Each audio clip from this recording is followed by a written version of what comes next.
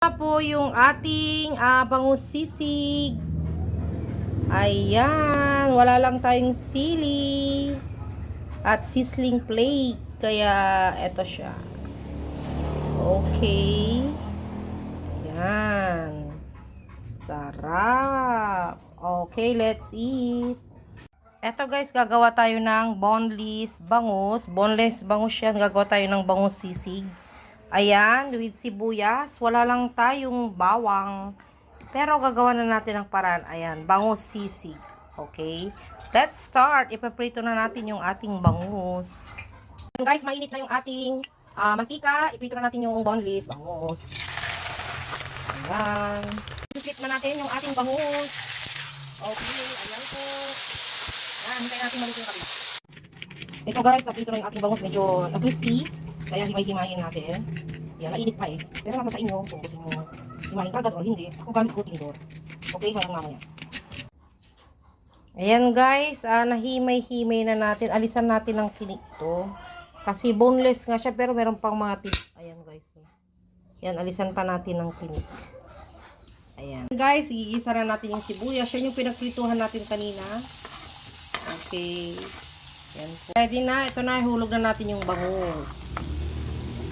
Gisa-gisa lang to guys. Ito, lagyan na natin ng egg. Isa.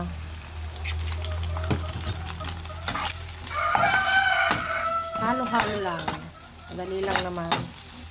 Then, lagyan natin ng mayonnaise. Hindi ko na to tinimplahan kasi boneless bangus. Meron na siyang timpla. Kaya may mayonnaise na natin. Ayan. Konti lang. Lagyan natin ng toyo. Konti lang pero optional. Nasa sa inyo kung gusto nyo lagyan. Okay. Natin ng konting pepper. Ayan. Ayan. Maluluto na yan hanggang mamaya. Gisa-gisa lang to. Guys, lagyan natin ng konting kalamansi kasi parang kulang yung timpla niya. Lumabas na yung mantika nyo. Ayan. Kalamansi. Ano ako. Mga 3 kalamansi lang. Guys, luto na yung ating bangus sisig. Ipi-plating na natin dun sa balat.